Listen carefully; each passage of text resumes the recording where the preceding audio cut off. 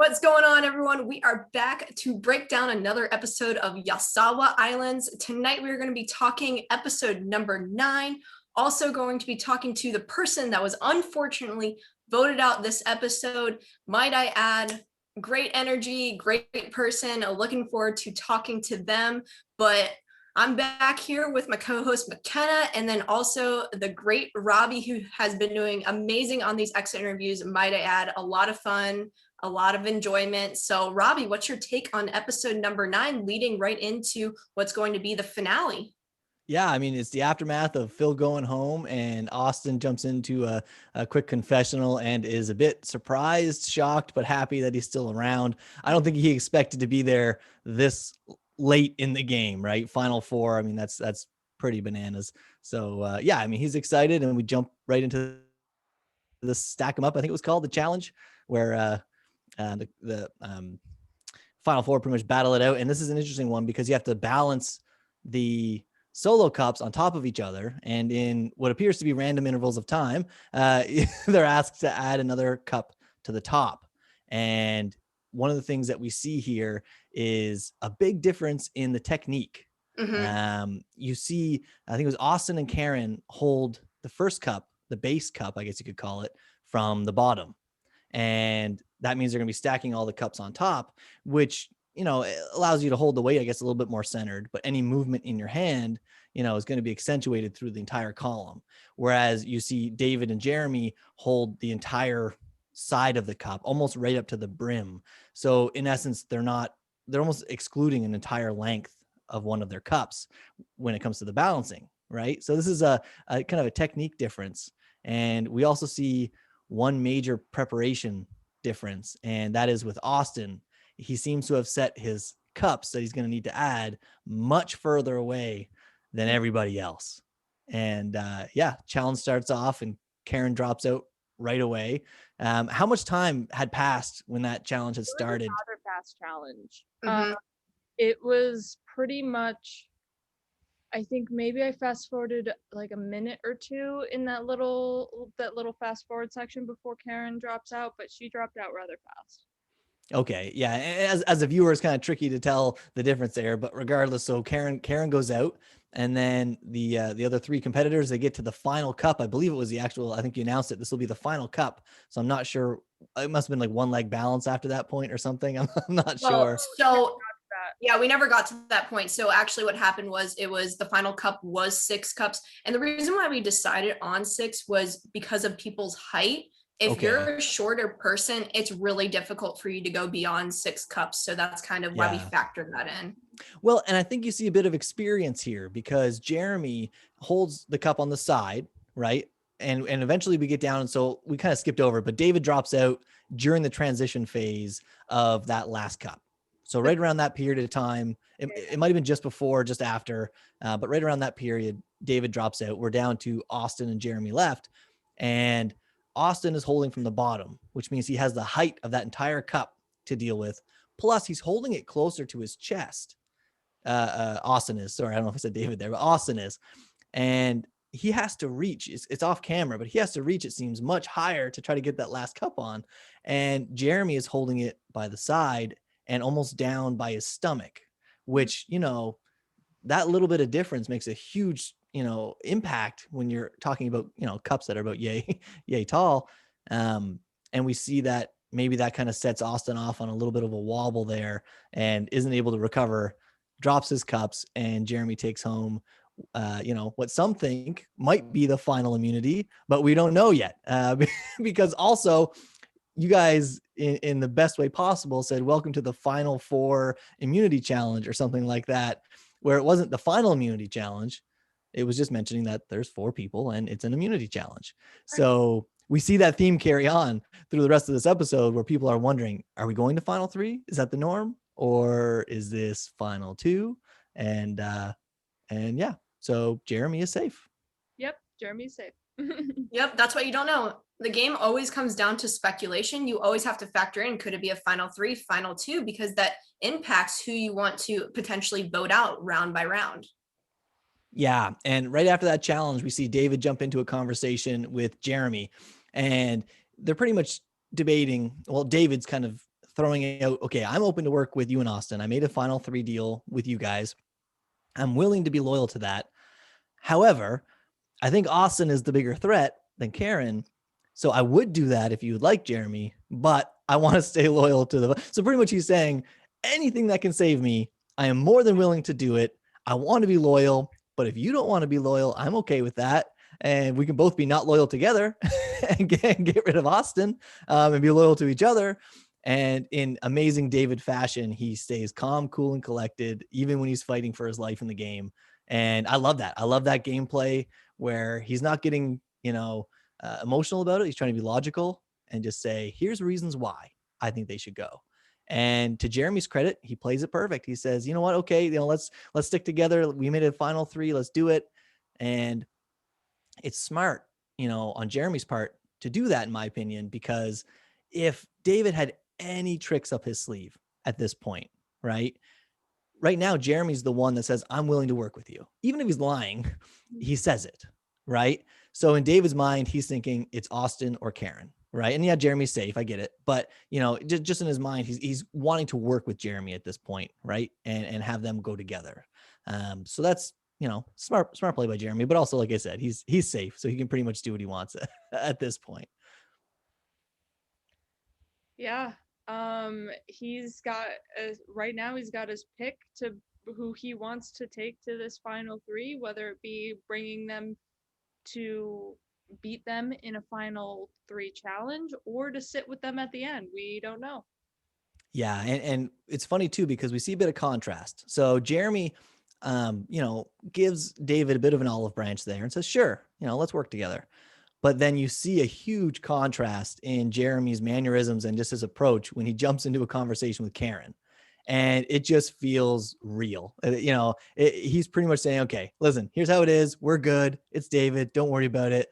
And that felt real. So I don't know if at that point, Jeremy was actually trying to be just honest or if that was his strong game of trying to lie like he's being honest. But to me, I interpreted that as, he was just letting David say his piece when he was speaking with David. And then we talked to Karen. He just opened up and said, hey, here's the deal. I'm being honest with you. Us 3 to the end. Yeah. Austin likes you. I like you. Let's go. And, Jeremy, the one thing I kind of disagree with a little bit at this point, though, in the scramble round is you see Jeremy talk about a big move, of getting rid of David. And I find it hard to interpret getting rid of David at this point as a big move. And maybe that's, he wasn't taking it as literal as saying, I'm going to use this as a weapon at the end if I get there to say this was my big move in the game, because David's outnumbered 3-1. Everybody wants him gone. But I think David here is the strongest competitor to win this game at this moment. And to take him out is it might not necessarily be categorized as like a big move, but it's a big move in the sense of he now significantly increased his chances of winning this game. I agree to that 100%. I think the way I looked at it was I wouldn't say this is a big move. I would say it's the right move. And I would say that if you had any group of players that weren't aligned directly with David here at this point, if anybody did anything but get rid of David, it would be a mistake. So really what it's doing is it's avoiding the mistake, right, at this point. And I hope Jeremy gets to the end so I can see his argument when it comes to this and why he thinks that this is a really strategic point in the game, apart from being, the writing's on the wall kind of deal.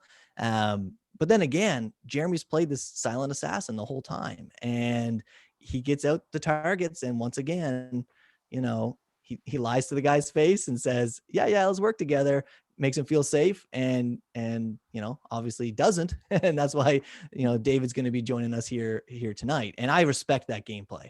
I love it when someone can sit in front of somebody and say, yeah, let's do it. And I don't mean doing it in an offensive way, but just being smart, because there's no benefit to Jeremy being like, just no, I want to vote you out. And then some twist in the game happens and he put a target on his own back for no reason. You know what I mean? So I think Jeremy played it perfect. However, do you think for Jeremy's gameplay at this point, I do think in this moment, that's probably the correct move for him to make, is getting rid of David. But as an alternative, do you think he could potentially, yes, work with David, maybe, and get either Karen or Austin out? Do you think that could have still been beneficial to Jeremy's game? Or do you think boom, smack, getting rid of David, 100% best move? No, okay. I think getting rid of David is the most obvious move and is a strong move. And if you didn't get rid of him, people can argue that it's a mistake. But there's one caveat to that. I'm glad you asked that, is the fact that depending how Jeremy plans on making his final argument, because right now, in my eyes, Jeremy and Karen have a lot of parallels. Mm-hmm. And it might be hard for Jeremy to differentiate himself from Karen, apart from Karen having the ability to say, I flipped when I had to, things like that. But Karen and Jeremy have played a very similar game where they've stayed behind the scenes, still making moves, making the same alliances. They're very, very similar stories at this point, where David is a contrasting story, where David's been the underdog and I dragged him along. You know what I mean? Like, we could have voted him out whenever we wanted. You know what I mean? David didn't pull the strings. Like an argument like that. Jeremy might have had a chance, if he was somebody who wanted to argue that way, to go that way, right? But that's not a choice that he decided to make, right? So, and right now, we don't even know if it's final 2 or final 3. So, maybe he's just trying to say, I stay loyal, and that's a card he can play as well, right? Is also, this is David's jury pretty much too. It feels that's a good point. Feels like this is David's jury because everybody left pretty much. Karen, Austin, Jeremy have wronged the entire jury.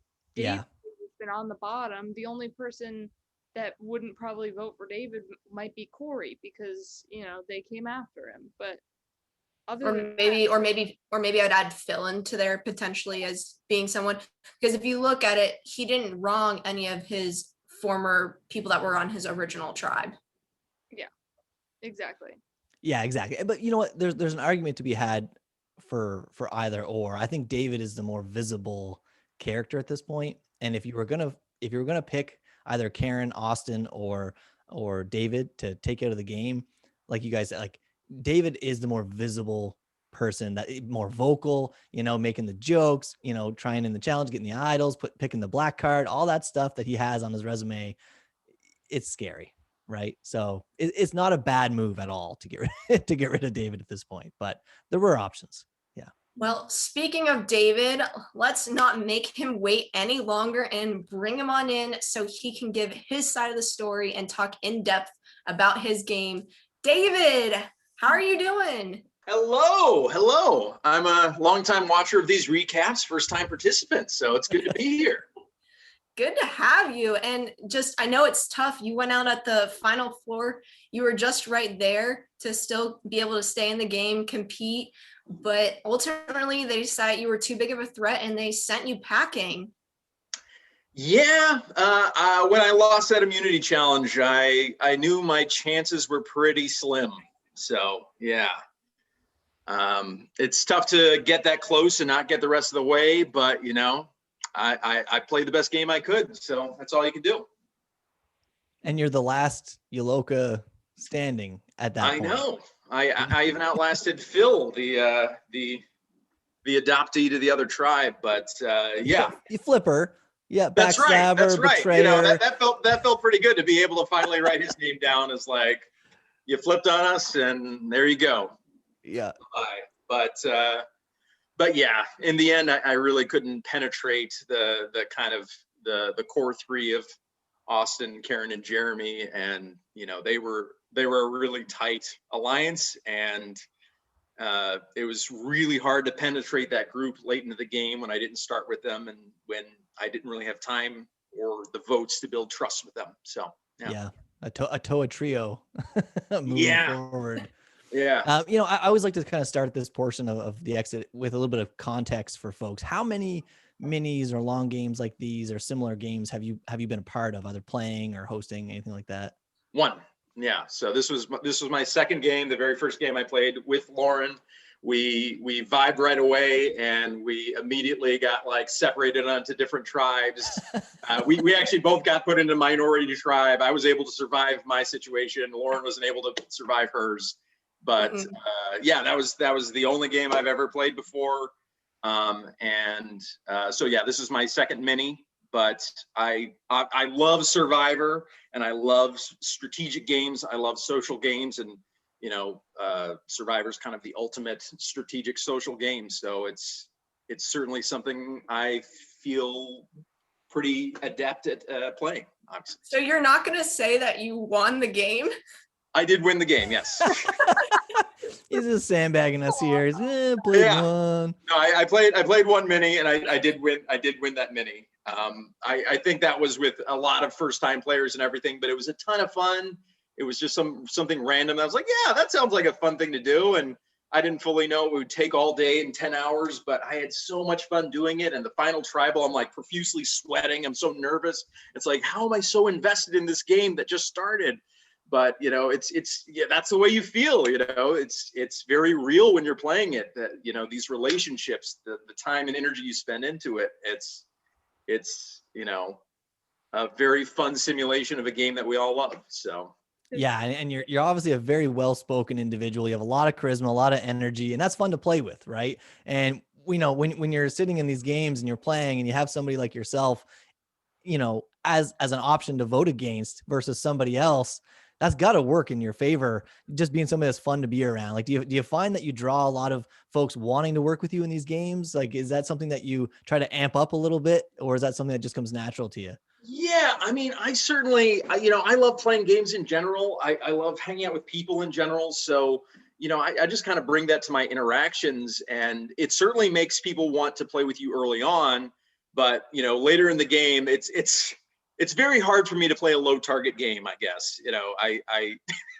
I play a very social game and a very, forward game. And I'm not always trying to be the one making the plan. I want to try and blend into the background, but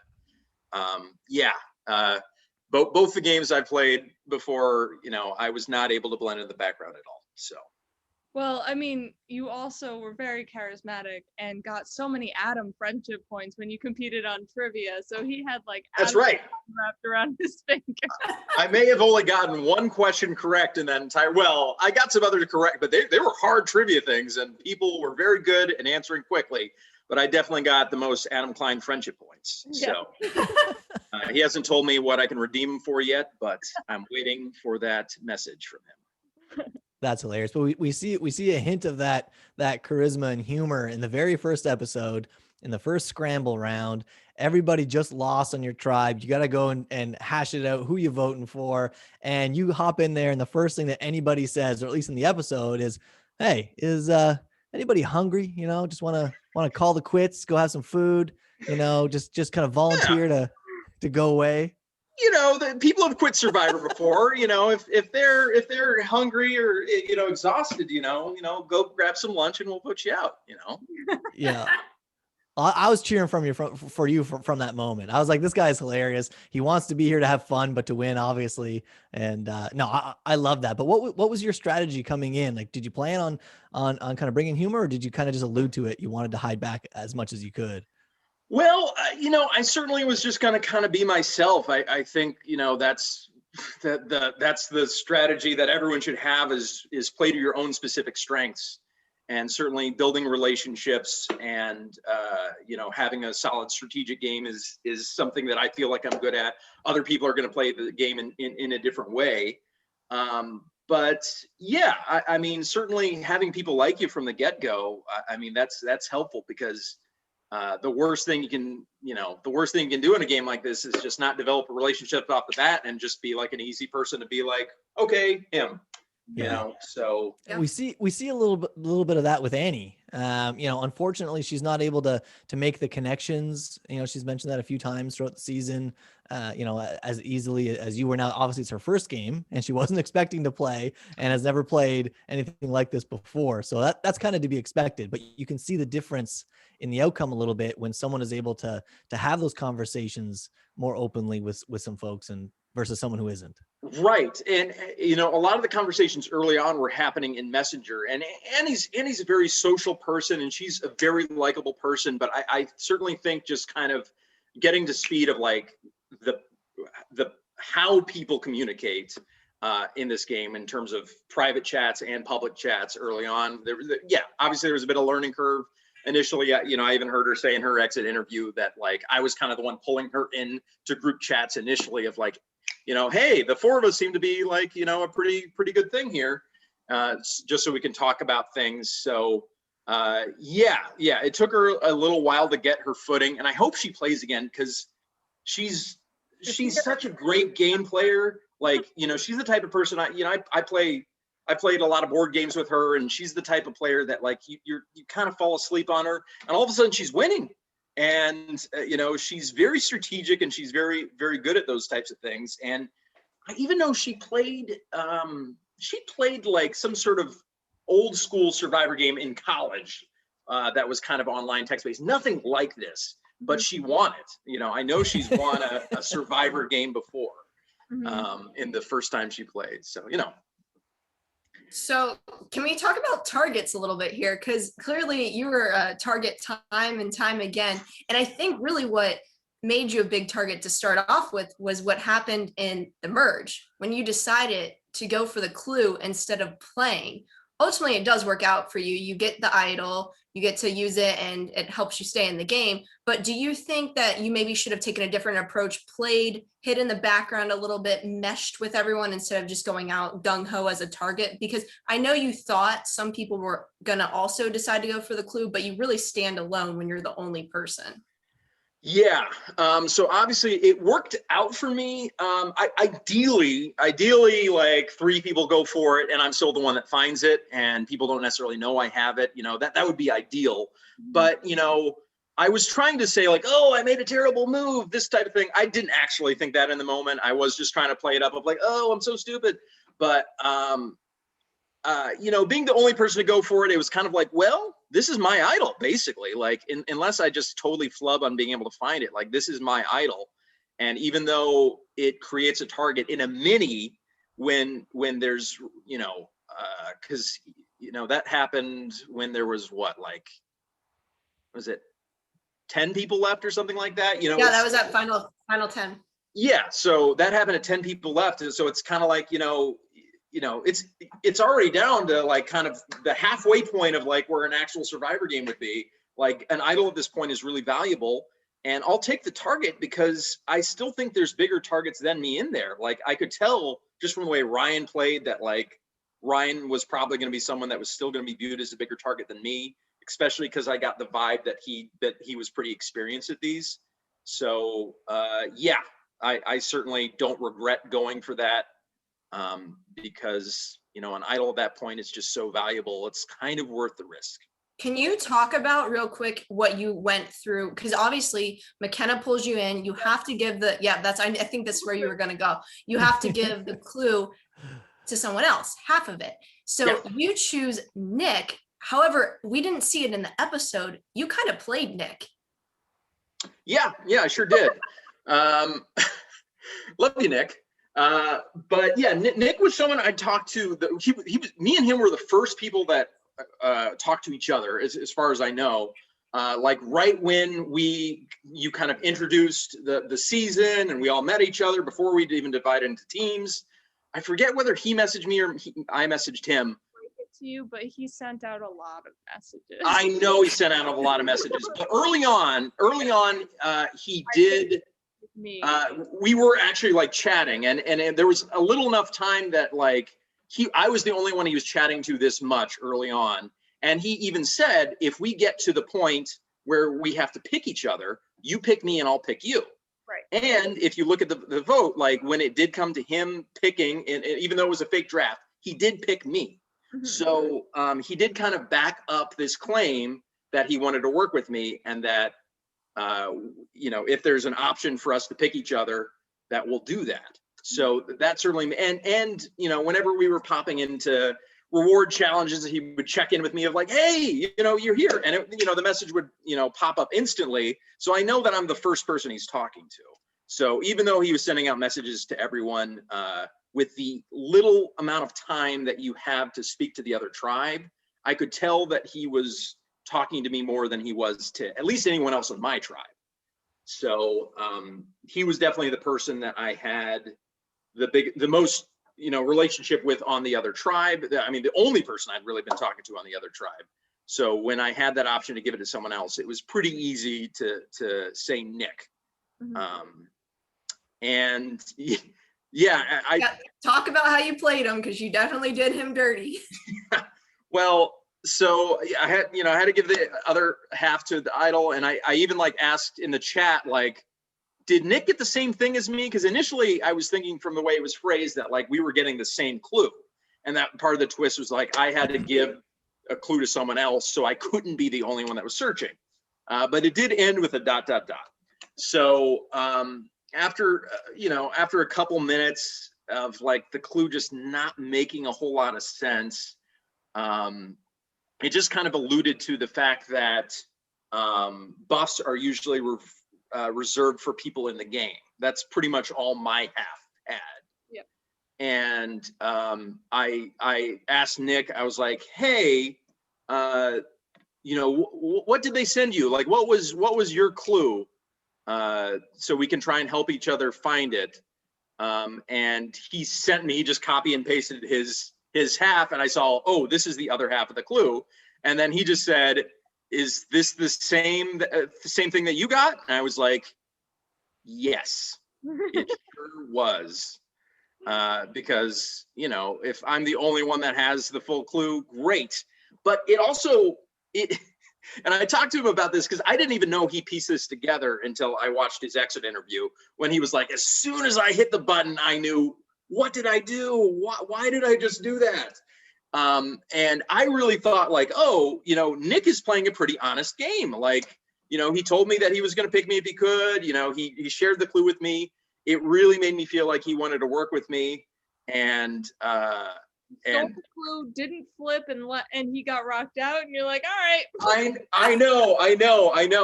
But when he got rocked out, I legitimately was like, no. I was like, oh, because he was someone that I could see flipping the game with, because I didn't think people knew that we were too connected. And actually, it seemed like people did. Like everyone did. Ryan, people were talking about. Ryan called you guys out. Well, I think Nick talked about it quite a bit then, because Nick was trying to flip me at the merge, and I think that it must have become apparent that like, he singled me out as like, David's the one to flip, and here's why. So I think he kind of outed us as a duo, and then the speculation went from there. But I know my tribe had no idea. Like even afterwards, after the game, I was like, oh, if Nick didn't get rocked out, I was talking to Andy. I was like, if Nick didn't get rocked out, I think that could have been good for us. And she was like, what? Like, why? Like, she had no idea that me and Nick had a relationship. So it really was just the Toas that caught on to that from what Nick was telling them, I think. But yeah, I told him, I was like, well, after the game, I was talking to Nick, and I was like, well, it did like help build trust. Like I trusted you after he told me that. And he responded with a vomit emoji. So that's clearly not what he was going for by sharing the other half of the clue. So, but yeah, the other half of the clue kind of alluded to the color as being the key. And, I saw obviously McKenna's wearing a blue buff. I think the first thing I asked is like, McKenna, are you the idol? Can I collect you as the idol? Pretty sure that. And McKenna was like, no, I am not the idol. And then I was like, okay, so it's a blue buff. I think it's a Winners at War buff. So what was the blue tribe on Winners at War? And that was the answer to get. So how many guesses? How many guesses did you send? Was it just a 2? Or was it like a dozen? I think it was, I guess McKenna was the idol. And then I think the next was. Okay. So since we have not had many Facebook chats, it's right here. You asked me if it was half the clue or did you get the full clue. I said I couldn't say. Yeah. And then you sent me back Nick's half of the clue, and I said that's not the correct answer. Then that wasn't even a guess. That was me just like, he sent me his half and I just wanted both of them in the same place. Got it. And I was like, okay, copy paste. Now there's the full clue. That wasn't a guess. It was just like, all right, there we go. Logistics. Then you sent McKenna Feeney. You have a blue Winners at War buff on, which is the wrong color. Are you the answer? And I said, I'm not. And then you said Sele, and then you're good. Yeah. That's pretty quick, though. That's pretty quick. Lauren, have you ever sent guesses in before, Lauren, for idols? Oh, I have sent guesses in before. And stayed up until 4 a.m. in the morning guessing. I think in a game, if I ever play in a game, I will guess until I find something, but I'm Yeah. that crazy. Yeah, if you notice during the whole tribal where Ryan and Corey are going at it, my head is down and I'm just like straight up looking for an idol. Like all that drama and fireworks between Ryan and Corey, like I didn't even like know any. I didn't really see it until the episode aired because I was just focused on idol hunting.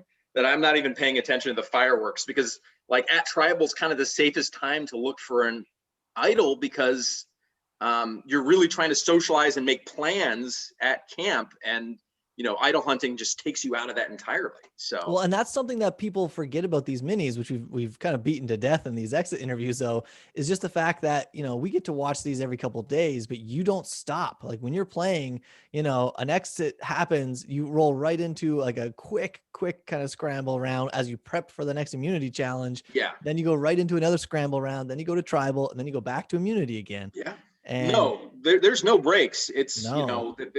when you go back to tribal, like it may be 10 or 15 minutes, whatever it is, but that's not a break. Like there's a lot you need to do in that 10, 15 minutes to prepare for the next vote or anything. The only time you really get a break is in the team portion when you win immunity and you don't have to make a decision and you can just kind of get to know each other. But with merge happening so early, that was, once. So, yeah. I mean, honestly, that's 90% what I had. I think, I would have about 5 questions and we would elaborate on them to the point where I think we've almost nailed everything. The only thing I have left is that, one of the themes in the last couple of exits has been, the silent assassins of Jeremy and Karen that are kind of staying in the background. Even in tribal, they don't say much. Karen in the last 2 tribals has said a little bit more about working to the end game with people that she feels she can beat and things like that. But up until then, it's almost been short 1 or 2 word answers, or I don't know what's going on. Did you see through that at all? Or, did that seem pretty legit that they were just kind of calm, cool, and not worried about much and not knowing what's going on? Yeah, honestly, I didn't get a whole lot from Jeremy and Karen. They were really under the radar to me because, they both didn't tell me a whole lot. So, like when Corey was in the game and, there's certain players that you can kind of outwardly see, when the plans are coming. But I learned so much more about their games watching the episodes because when you can hear more into their mindset of what they're doing, it's like, oh, wow, okay, they really are thinking a few moves ahead here.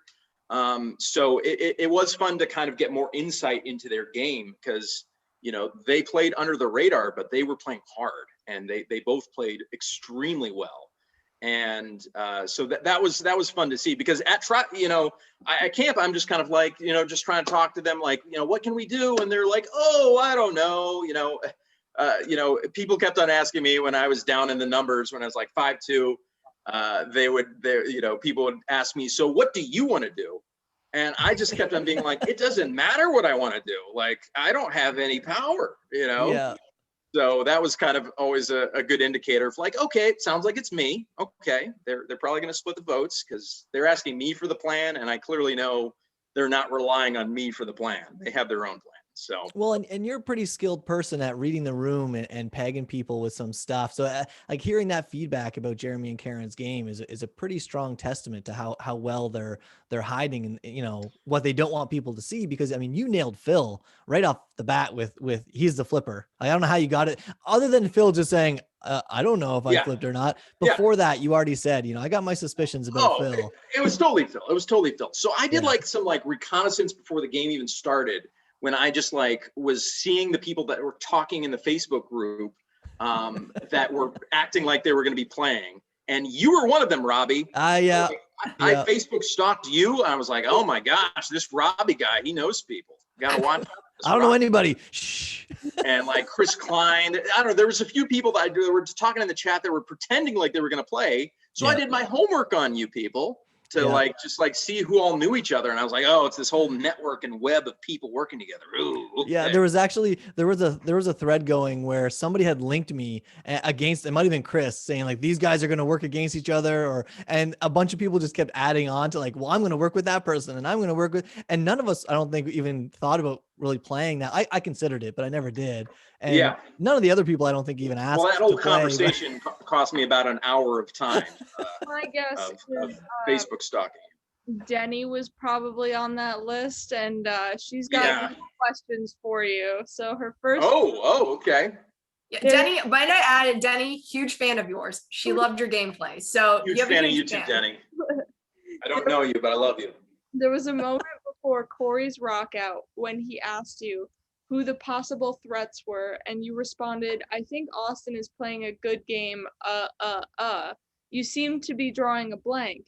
Is he really the only one you thought was playing a winning game at that point, or did you consider Corey a threat and obviously couldn't say it?" Oh yeah, I mean, I'd already voted Corey multiple times at that point, I think. So obviously, I thought Corey was a threat. You can kind of track who is kind of, making calls just by looking at who's in breakout rooms with who.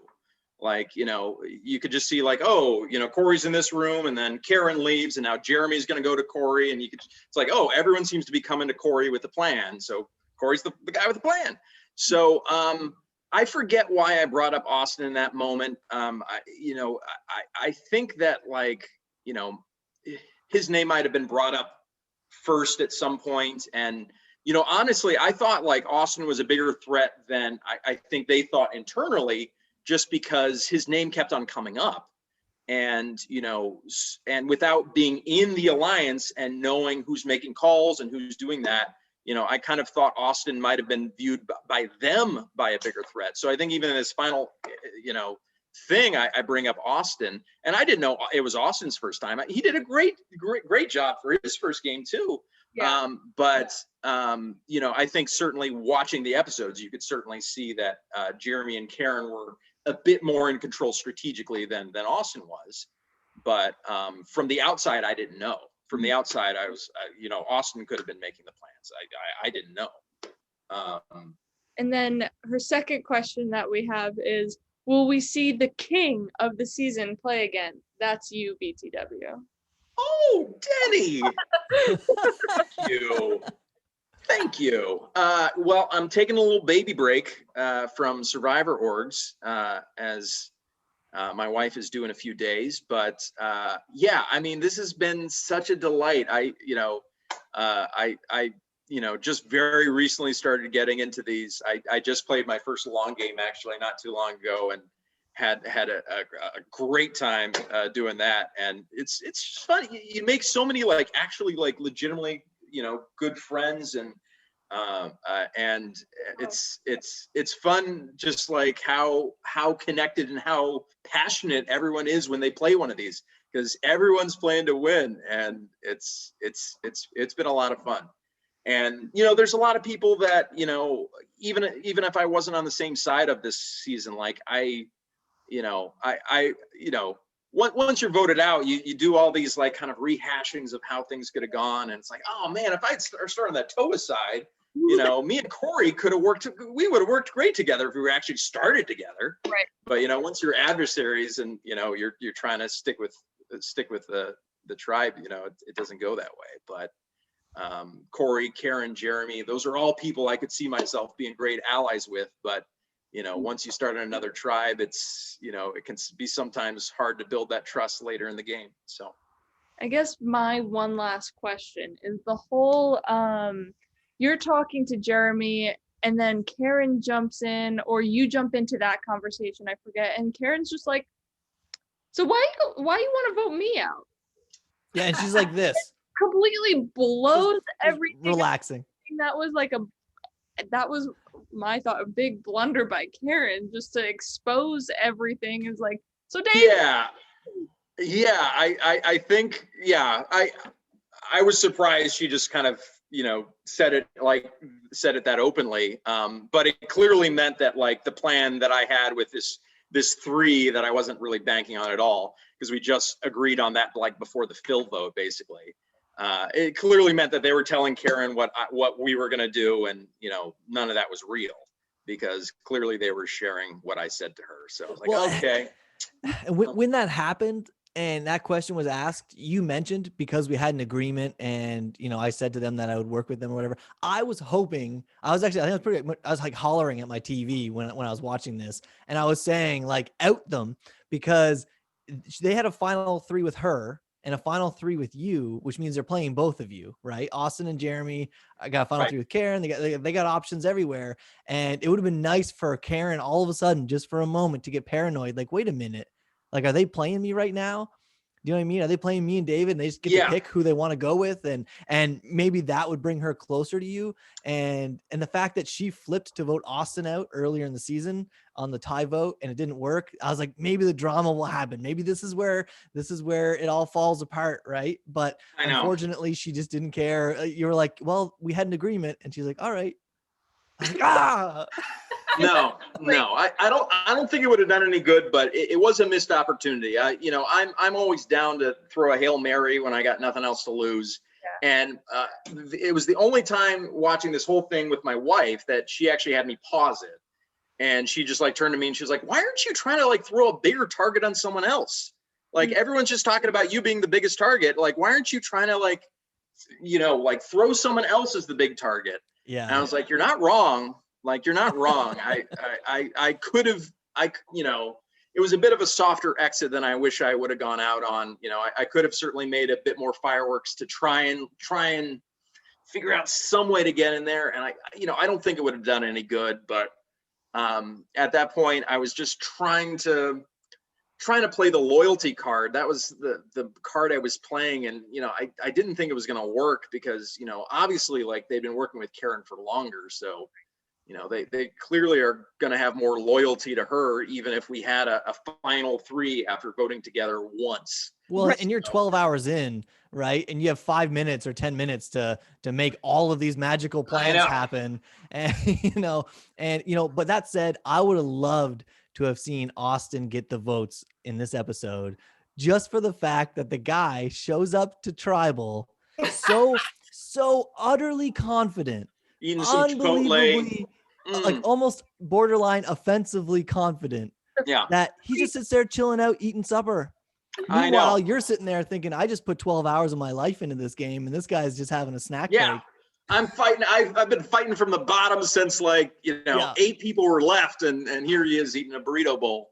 Yeah, I mean, you start your season here joking about somebody going to get food, and it ends with somebody going to get food. So I think that's kind of poetic a little bit. It is. David, I'm so sad you didn't give me the fireworks. I love fireworks at Tribal. I know. I apologize. I missed opportunity there. I thought causing fireworks would just totally blow up whatever plan that we kind of had. And I thought that was the best move, but that I knew that plan wasn't happening, especially after Karen just kind of was like, why are you voting for me? It's like, okay, this isn't great. Yeah. I was like trying to find some sort of idol in the background at Tribal. So, I'm a little distracted with that of is there any way I can pry an idol Adam Klein style off of your best friend. But, exactly, I could have used my friendship points to get an idol from Adam Klein, but, he wasn't there. But yeah, there was a good amount of pre-existing relationships in this game, and it was hard to penetrate because I found out after the game, Phill, Jeremy, Karen, Corey, and all played hosted by Ryan. So all 5 of them had played in this or were involved in the same game together. And, me, Annie, and Carlo were kind of destined to play from the bottom just because Keaton had already talked about flipping, day one. Phill at Ponderosa, my first question for Phill, because, I wasn't sure why he flipped because it didn't make any sense to me that we would go to rocks to protect each other. And then the very next vote, he flips. And I didn't know until Ponderosa that he flipped on the revote. Yep. That was new information to me once I got to Ponderosa. But it was like, why would we risk all of us going to home to protect this? And so when Ryan went home, I was legitimately shocked. I was like, this doesn't make any sense. Mm-hmm. Why would we go to rocks and then go the very next vote? Well, that goes to show how impressive your gameplay is. with all the pre-existing relationships and you being able to make it to the Final Four shows me how good of a game player you truly are, because you were able to penetrate through some of those pre-existing relationships to get you to where you ended up finishing. Got some really tough community wins too, as well. Like votes that he was going home, either played your idol, where Carlo unfortunately went home, or you had immunity so they couldn't vote you out. Yeah, I lasted a lot longer than I thought I did, especially after Carlo went home. I did not think I was going to last 2 more, and it took 1 immunity, and man, going to Rocks to save me was a weird one. I was really surprised by that move, but I will take it. But yeah, I mean the math didn't make sense to me on that one going to Rocks, but it worked. It was certainly a very risky move for Jeremy and Karen to play, and I thought it would have made sense if you really wanted Corey out, it was a lot safer to flip with me and Carlo the vote before, when it just needed 1 vote. That was a much safer way to get Corey out, but it obviously would have risked the 2 of us gaining a little bit of a foothold as a pair. But well, that's the way it shakes out. But yeah. Robbie, McKenna, do you guys have anything else for David? Or you think we covered it all? This just in, one last thing from Denny is if you'll be her number 1. If I'll be her number 1? Yeah. In a game, yes. Yeah, of course. She beat me to it. Yeah. What's any Survivor player looking for besides someone that is just, some loyalty and friendship? Exactly. If we can watch each other's backs, Denny, then no one's going to be able to sneak up on us. Say that. Just watch season 2 of The Long Game, because I thought Denny and I were close. I might have pre-merge. Oh, and you're saying Denny didn't do a very good job watching your back, huh? No, she stabbed the knife in it. Yeah. She watched it and watched the knife go in with her own hands. Denny's very good. Denny's very good at the game. You're also both winners. You're both winners. So she's won an org as well. So you'd be heavy contenders with each other, but I would be here for that. Denny, I'd be your number 1 if you'd be mine, but I'm getting some conflicting information that you don't necessarily respect number 1s. Good job, McKenna. So. Yeah, Denny's going to be coming for you, McKenna. You better watch out. No, I'm here to throw her off, throw everybody off of me being Denny's number 1. Oh, okay. Wink. That's right. If we all 3 play together, you don't want me and Denny to link up. Solidly in there. Well, McKenna, me and you just need to agree to be number 1s. All right, perfect. Let's go. Doesn't matter. All right. This is that thread that we were talking about earlier, where everyone's like, oh that's it, and then nobody ends up playing. But David, I before we go, I just want to say thanks. I want to say thanks for being entertaining, for showing up, for putting everything you did into it. As a viewer, I love watching players like you play, and I appreciate everything you did. So thanks for doing what you do. Well, thank you to McKenna and Lauren to put this game together. All your production team, amazing, and thanks to Robbie for being involved in these recaps. I was not planning on watching recaps for a game that I myself played, but then Annie told me, it's like, you should watch. I've watched a couple of these recaps and they're really fun. I was like, okay, I'll watch the first one. After watching the first one, I was like, oh, this is a ton of fun. This is a lot of fun. Robbie's great. Yeah, no, it was a lot of fun, and even honestly, the Dan recap, I wouldn't have been able to visually recognize Dan because I never played with him, and I'm meeting everyone, but the whole Dan recap, I'm like, oh man, I like this guy. I wish I could have played with this Dan character. He seems awesome. I bet but we never even got to meet. So yeah, but I'm gonna wrap this up. David, always a pure delight. Thank you so much for saying yes when I asked you to play, because you were a huge get, and I could not be happier that you decided to play on this season. So thank you for that. Thank you for recruiting me, and it's been a ton of fun. I didn't know what to expect when joining this, but it was delightful, and having these episodes and recaps and talks and everything, and the whole cast was amazing. It was a lot of fun playing with everyone. And I can't wait for All Stars. All right. Well, Hey. with that, on that note, Yasawa Island's finale will be dropping tomorrow, Wednesday night. Then Friday night, we'll be back with the entire cast for the reunion show. So be on the lookout for that. I will make a post so people can ask questions and give us your thoughts and feedback on that. But thank you again, David, for joining us tonight. As always, Robbie, you're fantastic. And my great co-host, McKenna. You guys have a good one. We're out.